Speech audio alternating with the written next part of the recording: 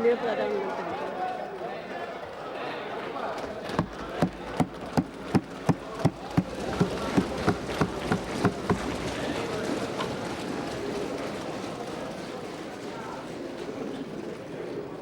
अध्यक्ष महोदय जी, आज 8 अगस्त है। अगस्त क्रांति का बिगुल 8 अगस्त को बजा था और महात्मा गांधी ने भारत छोड़ो इस मंत्र के साथ देश को आज़ादी के पूरे आंदोलन में एक बहुत बड़ी तीव्रता के साथ आंदोलित किया था और 9 अगस्त को आज़ादी के दीवानों पर बहुत सारे जुल्म ढाए गए थे। आज 8 अगस्त 75 साल हो रहे हैं। उन सभी आज़ादी के दीवानों को स्मरण करते हुए आज 8 अगस्त को टैक्स टेररिज्म से मुक्ति,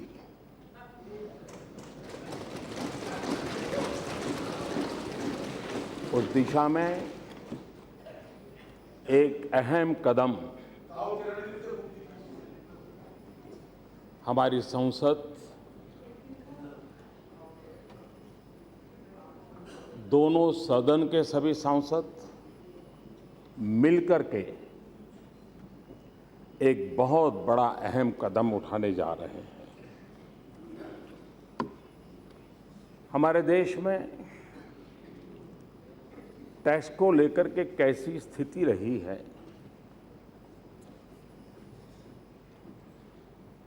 शायद कुछ लोगों को मालूम होगा। टैक्स को लेकर के सुप्रीम कोर्ट में एक मसला आया था और विषय ये आया था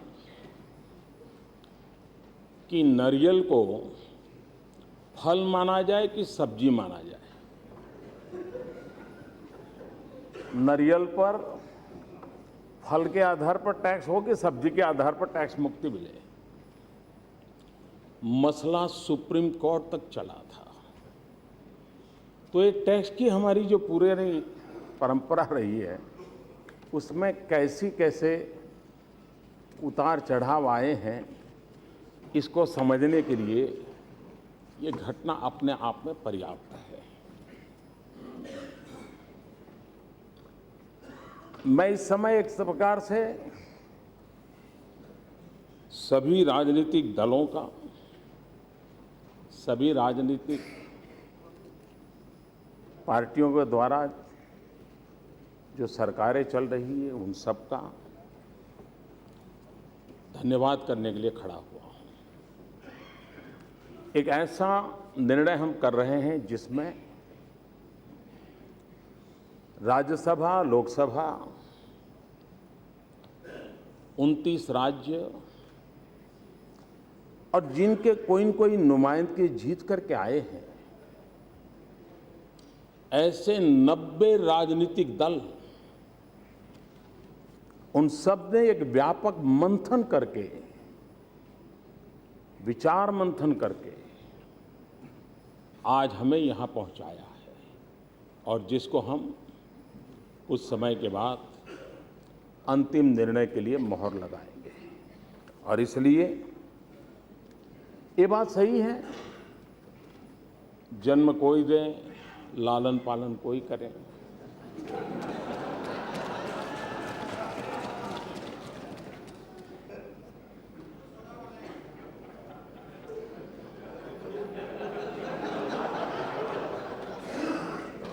कृष्ण को जन्म किसी ने दिया, कृष्ण को बड़ा किसी ने बनाया। लेकिन ये भी सही है कि ये किसी दल का, किसी सरकार का विजय नहीं है। ये भारत की लोकतंत्र की उच्च परंपराओं का विजय है। ये सभी राजनीतिक दलों का विजय है।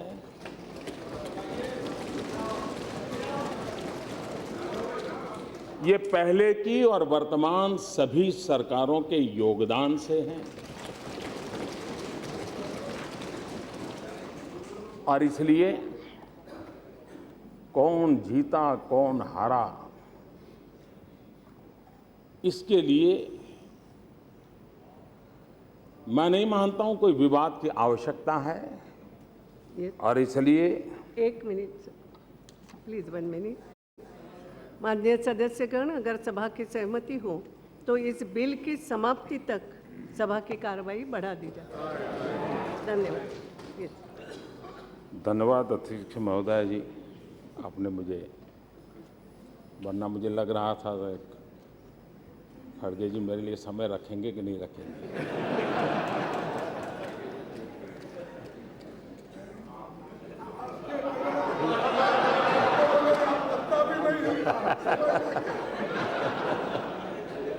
मैं आपका बहुत आभारी हूँ इस बधाई के लिए।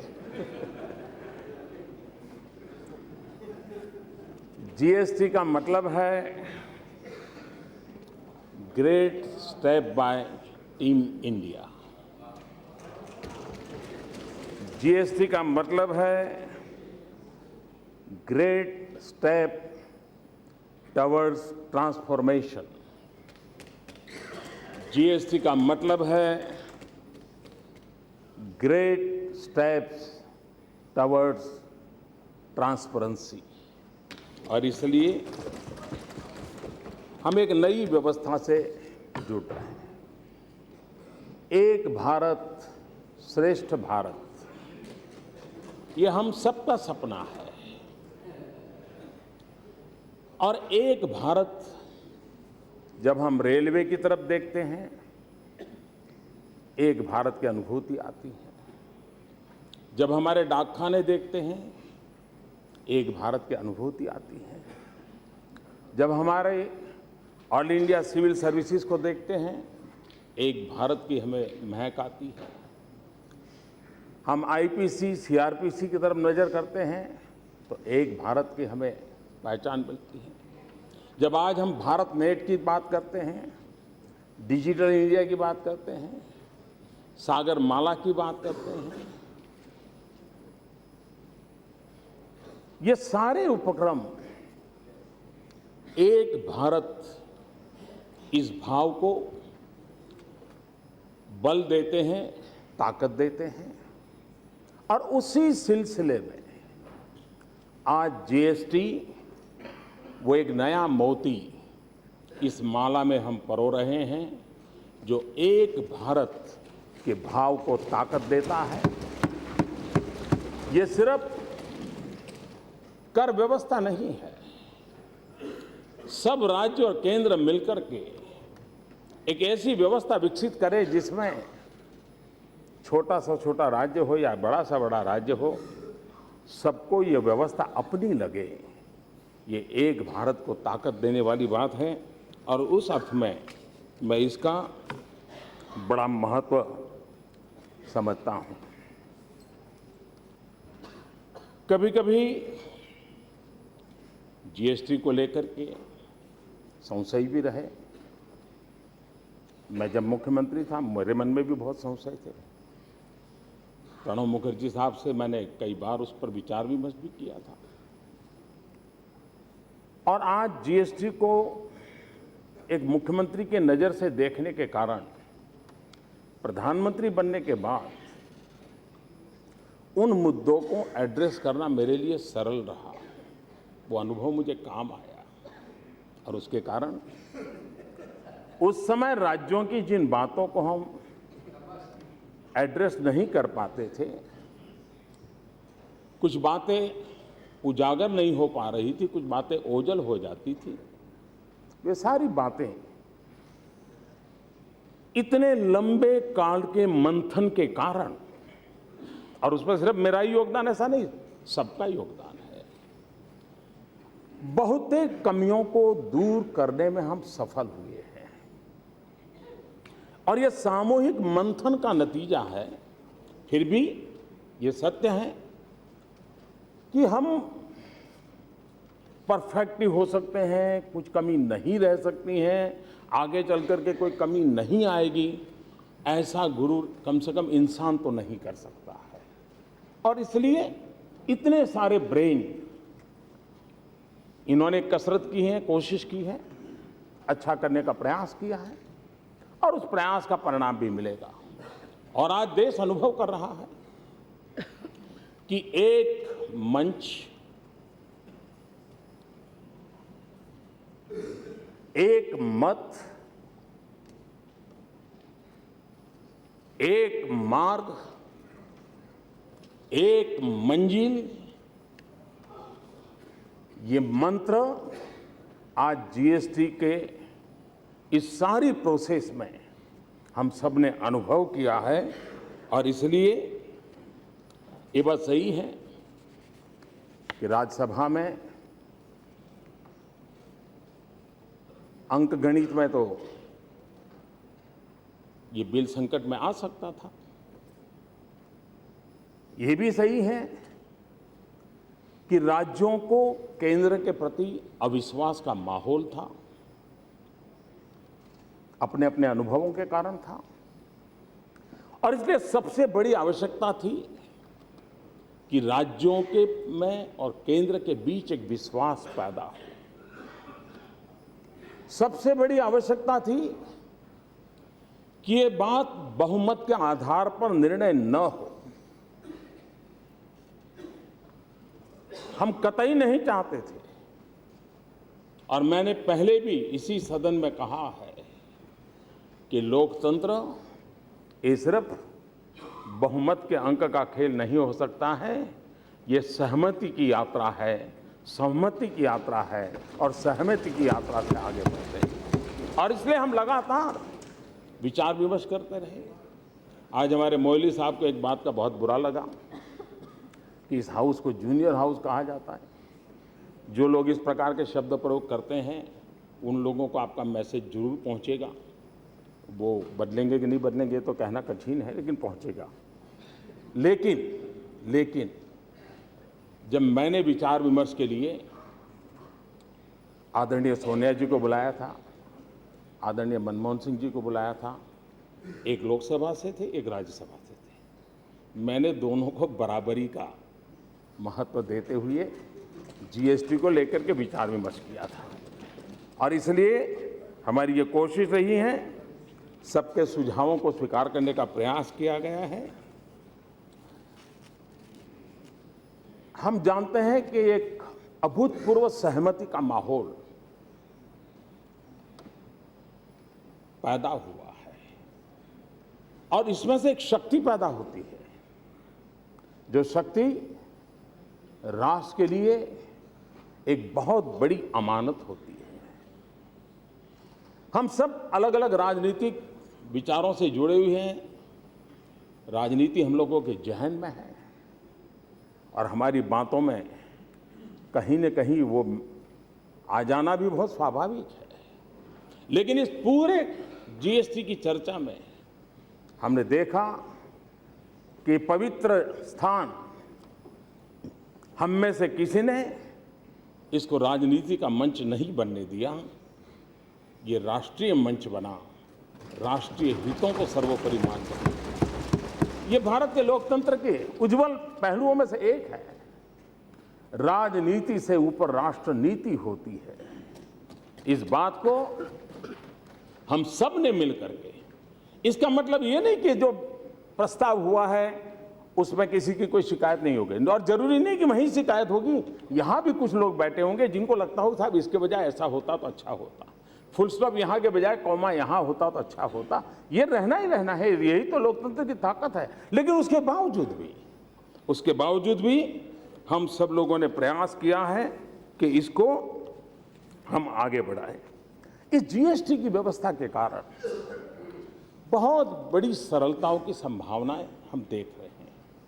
आज हम जानते हैं हर राज्य में अलग अलग भांति के फॉर्म भरना, ये भरना, इतना बड़ा लंबी प्रोसेस होती है और सरकारी अफसरों का भी उन कागजों को करने में अभी एक यूनिफॉर्मिटी आ जाएगी। इसमें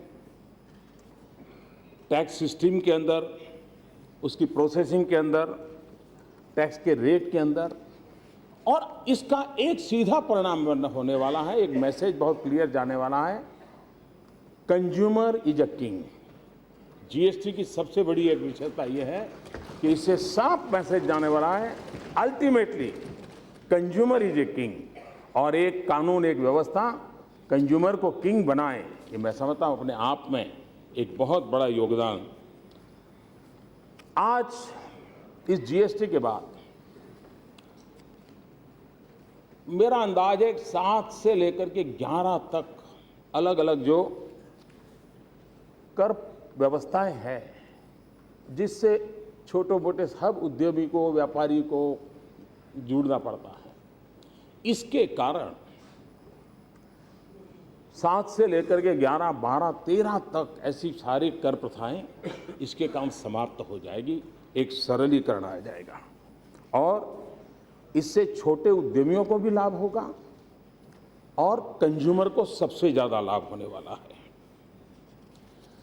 जीएसटी जो छोटे उत्पादक है उनको सुरक्षा की गारंटी देता है, और हमारे देश की इकोनॉमी को ड्राइव करने में ये जो छोटे छोटे उद्यमकार है वो एक बहुत बड़ी ताकत है। हम उनको जितना सुरक्षित करेंगे उतना मैं समझता हूं कि इसके कारण बहुत लाभ होने वाला है। हम जानते हैं अर्थव्यवस्था का आगे बढ़ाने के जो भिन्न भिन्न पहलू होंगे, मेरी समझ में एक छोटा सा मत है कि अर्थव्यवस्था को सुचारू ढंग से चलाने के लिए, अर्थव्यवस्था को तेज गति से चलाने के लिए 5 बातों की ओर हम अगर ध्यान केंद्रित करते हैं, man, machine, material, money and minute, समय, इनका ऑप्टिमम यूटिलाइजेशन अगर ये करने में हमारी व्यवस्थाएं आगे बढ़ती हैं तो इकोनॉमी को बढ़ने के लिए और कोई नए अवसर तलाशने नहीं पड़ते हैं। आज हम देखते हैं कि हमारी चुंगी प्रथा के कारण, चाहे ऑक्ट्रोय का स्थान हो, चाहे स्टेट के बीच में 2 स्टेट जहां बॉर्डर पूरी होती है वहां चुंगी नाका हो, हम मीलों तक कतार देखते हैं हमारे व्हीकल्स की, मशीन व्हीकल, और ऐसा अनुमान है कि हमारे देश में ये जो चलते फिरते साधन है वे अपनी कैपेसिटी का सिर्फ 40% ही यूटिलाइज करते हैं, 60% उसको कहीं न कहीं रुकना पड़ता है। अभी अभी आर्थिक दृष्टि से रिसर्च करने वाली एक इंडिपेंडेंट एजेंसी ने अपना सर्वे बताया है कि इन कारणों से भारत में 1,40,000 करोड़ रुपयों का वेस्टेज होता है, जस्ट इन्हें रुके रहने के। उसमें सारा का सारा भूमिका चुंगी की नहीं है, लेकिन बहुत बड़ा मात्रा में चुंगी भी है।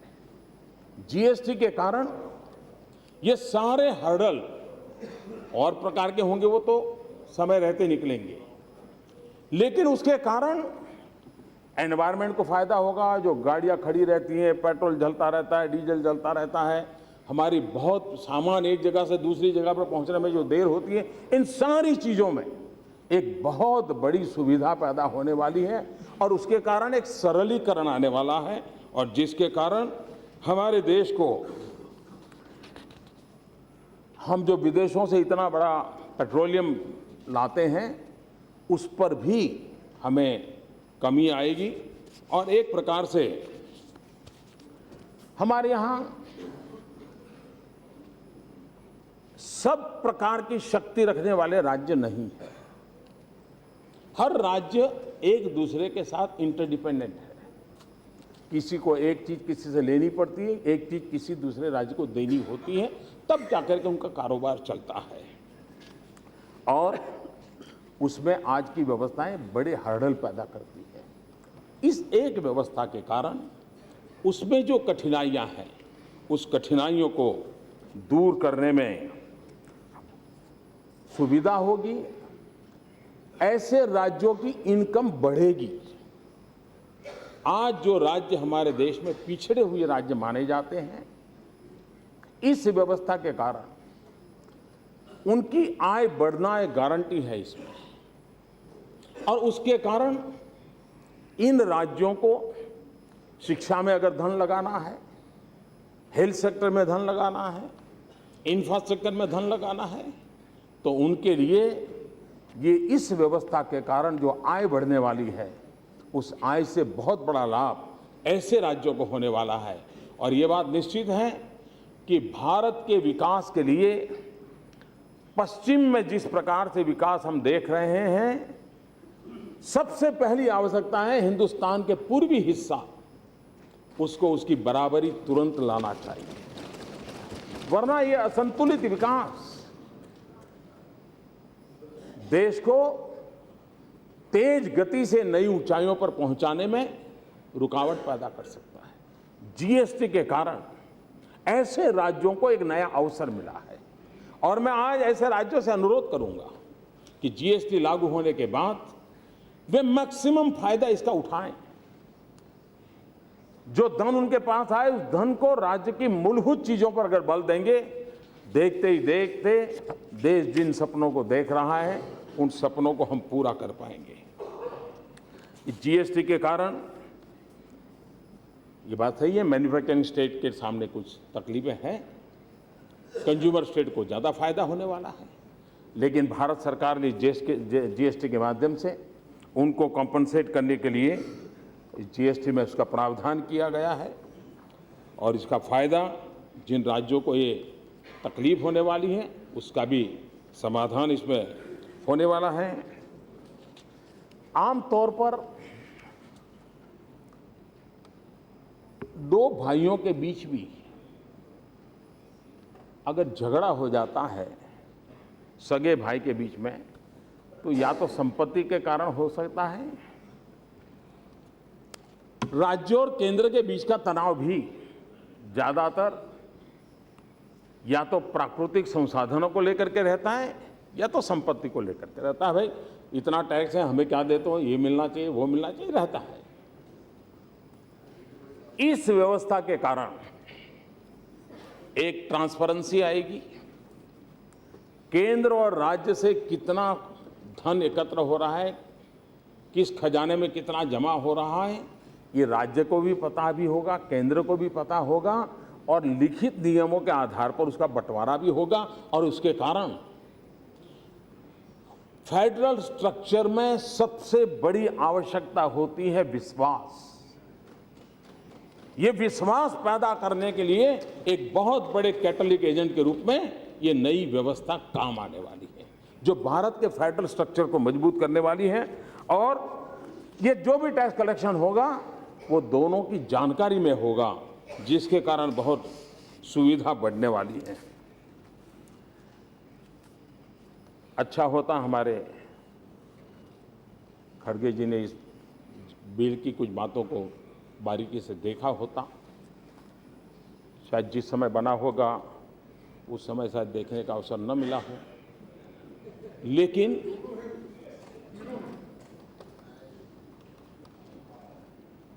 कभी बताऊंगा।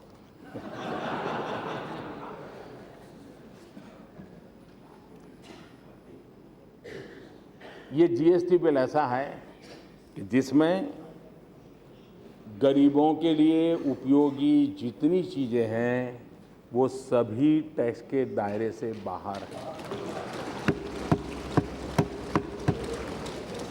सभी टैक्स के दायरे से बाहर है। कंज्यूमर इन्फ्लेशन निर्धारित करने के आइटम में लगभग 55% फूड और जरूरी दवाएं ये जीएसटी के बाहर है। और इसलिए बोलने के लिए तो कुछ चीज़ अच्छी रहती है और वो भी आपको भी तो कुछ मीडिया में कल जगह मिलनी चाहिए और मेरी शुभकामनाएं हैं। लेकिन सच्चाई कुछ और है। इस व्यवस्था के कारण कभी कभार कुछ चीजें कैसे फायदा करती हैं। हम लोगों को मालूम है कि हमारे देश में रेवेन्यू और फिस्कल डेफिसिट ये हमेशा एक रहता था, फिर कर्ज करो, फिर राज्य कर्ज में डूब जाए, ये चलता रहता था। और सभी ने मिलकर के एक FRBM कानून की ओर गए। फाइनेंशियल डिसिप्लिन के लिए राज्यों ने भी उस बात को स्वीकार किया, केंद्र ने भी दबाव पैदा किया और एक प्रकार से भारत में FRBM कानून के कारण रेवेन्यू एंड डेफिसिट दोनों के बीच में एक तालमेल का एक संतुलित प्रयास हुआ है और उसके कारण राज्यों की इकोनॉमी में, उसकी इकोनॉमिकल हेल्थ में एक तंदुरुस्त बदलाव आया है, सकारात्मक बदलाव आया है। इस सरकार ने कानूनन एक महत्वपूर्ण फैसला लिया है और कानूनन मैं कह रहा हूं उसका बड़ा महत्व है। और कानूनन फैसला ये लिया है, हमारे देश में एक बड़ी चर्चा चल रही है, रिजर्व बैंक की सोच एक होती है, सरकार की सोच दूसरी होती है और हमेशा ग्रोथ और इन्फ्लेशन की बातें एक दूसरे के साथ जोड़ करके देखी जाती हैं और हमेशा होता है कि भाई इन्फ्लेशन है इसलिए ब्याज दर का ये स्थिति रहेगा, ब्याज दर की स्थिति ये रहेगी तो इन्वेस्टमेंट नहीं आएगा, इन्वेस्टमेंट नहीं आएगा तो ग्रोथ, ये सारी विवाद हम सुनते आए हैं।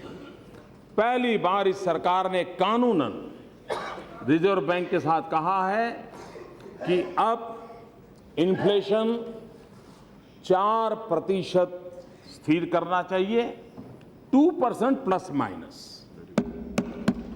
कानूनन कहा है और ये 2021 तक ये रहेगा। और इसके कारण अब सब जितनी भी फाइनेंस से जुड़ी हुई इंस्टीट्यूशन है उनका इन्फ्लेशन के संबंध में एक जिम्मेवारी बनने वाली है। पहली बार ये कानूनन किया गया है और उसका लाभ मैं समझता हूं कि आने वाले दिनों में हमारी टैक्स कलेक्शन सिस्टम को, हमारा जो मनी बल्क है उस बल्क का डेवलपमेंट के लिए उपयोग करने की दिशा में और अधिक जिम्मेवारी बढ़ेगी और माहौल बदलेगा, ऐसा मेरा पूरा विश्वास है। ये बात सही है, देश आजाद हुआ आज तक गरीबी से हम लड़ रहे हैं और जब कोई कहता है कि 65% लोग गरीबी के नीचे हैं, ये विरासत हमें मिली है, हमें मालूम है। लेकिन कुछ अच्छा मिलता है तो कुछ कम अच्छा मिलता है, दोनों स्वीकार करना पड़ता है। अब हमारे भाग्य में देश की गरीबी हमारे नसीब में आई है, लेकिन गरीबी के खिलाफ लड़ने की इच्छा हम सबकी है और यहां बैठे हुए इस पार हो उस पार हो सबकी है। तरीके अलग अलग हो सकते हैं, हमारी कोशिश है economically empowerment of poor, educationally empowerment of the poor. ये दो ऐसी चीजें हैं जिसके माध्यम से हम एक ऐसी गरीबों की फौज तैयार कर सकते हैं जो स्वयं गरीबी को समाप्त करके विजयी होने के लिए सर खड़ा करके निकल सकती है। और इसलिए जीएसटी इस माहौल को तैयार करने में एक बहुत बड़ा प्लेटफॉर्म बन सकती है और जिसके लिए गरीबी के खिलाफ लड़ने के लिए भी ये हमें काम आ सकता है। हम जानते हैं छोटे उद्यमकार बैंकों में लोन लेने जाते हैं, उनको कितनी दिक्कत होती है। हम कोशिश कर रहे हैं ये पुरानी आदतें बदलाव आए इसके लिए, लेकिन अब इतने सालों की आदतें कैसे बदलेगी, मेहनत तो कर रहे हैं। लेकिन ये सच्चाई है कि काफी बुरी आदतें पड़ी हुई है। छोटे उद्यमकारों को बैंक में अगर लोन लेनी है तो 50 कागज मांगेंगे, हर कागज को क्वेश्चन करेंगे, क्वेश्चन करके रिजेक्ट करेंगे और उनकी पसंदगी के लोगों को वो पैसे दे देंगे। जीएसटी के कारण हर व्यक्ति का आर्थिक कारोबार का खाका सर्टिफाइड रूप में एवरी मिनट अवेलेबल होगा। वो जब बैंक में उस खाके को रखेगा, किसी बैंक के पास डिस्क्रिमिनेशन करने की कोई ताकत नहीं होगी कि इसको लोन देना कि नहीं देना। गरीब से गरीब व्यक्ति को भी ये एक ऐसा सबूत सामान्य मानवी के हाथ में आने वाला है, जिस सबूत के माध्यम से वो सामान्य कारोबार करने वाला व्यक्ति भी, दूध बेचने वाला हो, चाय बेचने वाला हो, नाई हो, अखबार बेचने वाला हो, छोटा व्यक्ति भी, वो अपनी चीजों को लेकर के इस काम को कर सकता है। और इसलिए जीएसटी का सबसे बड़ी ताकत है टेक्नोलॉजी की, और उसके कारण रियल टाइम डाटा अवेलेबल होगा। और जब रियल टाइम डाटा अवेलेबल होता है तो व्यक्तियों को अपनी ताकत, अपनी क्षमता उसको सबूत के रूप में पेश करने में कभी कोई दिक्कत नहीं आती है, और उसके कारण उसको इसका लाभ मिल सकता है। इसके कारण सहज रूप से जब धन की उपलब्धि होती है तो एक प्रतिस्पर्धा भी आती है। मैन्युफैक्चरिंग की प्रतिस्पर्धा की संभावनाएं बढ़ती है, और जब मैन्युफैक्चरिंग की प्रतिस्पर्धा बढ़ती है तब अर्थरचना को गति मिलती है, नए लोगों के लिए रोजगार उत्पन्न होते हैं, और इस व्यवस्था के कारण, मनी फ्लो बढ़ने के कारण रोजगार की संभावनाएं भी बढ़ने के लिए इस व्यवस्था के तहत पूरा अवसर मिलने वाला है। हमारे देश में निवेश बढ़ाने की दृष्टि से टैक्स टू जीएसडीपी रेशियो ये हमेशा एक क्वेश्चन मार्क के साथ चलता रहा है। इस नई व्यवस्था के कारण ये सवालिया निशान हमेशा हमेशा के लिए मिट जाएगा, और इसके कारण राज्य भी अपने निर्णय करके विकास के, इंफ्रास्ट्रक्चर के, सोशल सेक्टर की मदद करने के सारी बातों को तेज गति से आगे बढ़ा सकते हैं, और मैं समझता हूं कि इसको बढ़ा पाएंगे। कभी कभार हम लोग भ्रष्टाचार के खिलाफ बहुत कुछ कहते हैं, लेकिन भ्रष्टाचार को खत्म करने के लिए व्यवस्थाओं को भी उतना ही मजबूत बनाना पड़ता है। व्यक्ति अच्छा ही करेगा, इस विश्वास के साथ इतनी बड़ी बातें चल नहीं सकती। अगर व्यवस्थाएं ठीक होगी तो गलत इंसान को भी व्यवस्थित रहने के लिए मजबूर होना पड़ता है। इस जीएसटी के कारण जो टैक्स चोरी करने की जो बातें होती है, हम जानते हैं हमारे यहाँ कच्चा बिल और पक्का बिल, ये शब्द ट्रेडर्स में बड़ा पॉपुलर है, कच्चा बिल और पक्का बिल।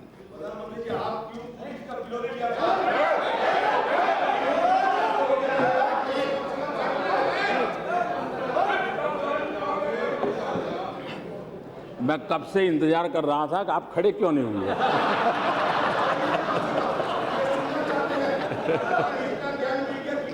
प्लीज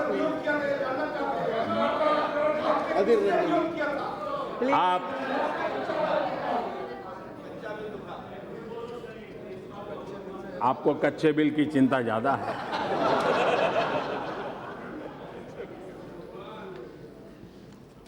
ये हमारे देश में एक कारोबार कच्चा बिल पक्का बिल, जीएसटी के कारण व्यापारी स्वयं प्रेरित होगा पक्के बिल के लिए। इसलिए जैसे अगर मानो हमारा हेल्थ इंश्योरेंस है, अगर हेल्थ इंश्योरेंस है तो हम क्या करते हैं, हमारे मेडिकल सारे बिल बराबर संभाल के रखते हैं, कोई इधर उधर न जाए। क्यों?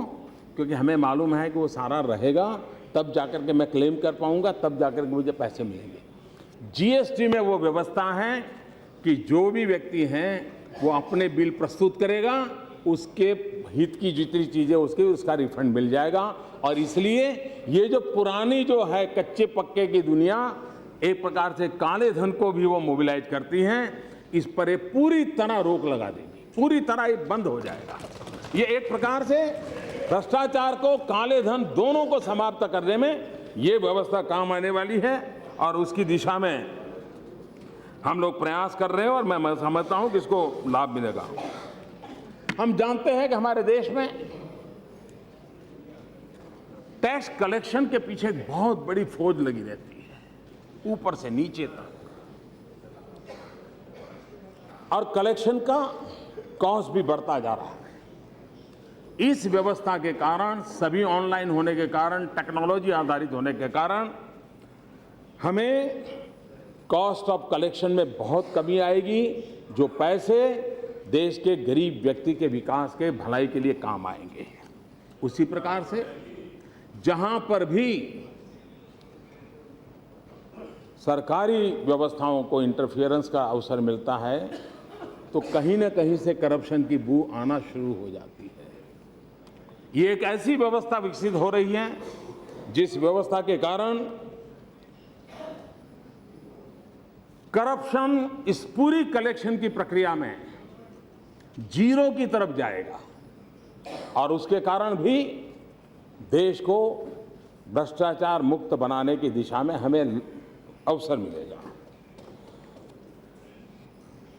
यहां डाटा इंटीग्रेशन होने वाला है, यानी कच्चे माल से लेकर के अंतिम प्रोडक्ट तक हर जगह पर वो कहीं ना कहीं ऑनलाइन रजिस्टर होते जाने वाला है और इसलिए नेचुरल कोर्स में क्रॉस चेकिंग की व्यवस्था है और क्रॉस चेकिंग की व्यवस्था होने के कारण कहीं पर भी कोई चोरी तुरंत पकड़ी जाती है, कहीं पे भी गलत हुआ है, गलती हुई है, पकड़ी जाती है और उसके कारण एक प्रकार की सीमलेस व्यवस्था, ये सीमलेस व्यवस्था हमें लाभ करेगी।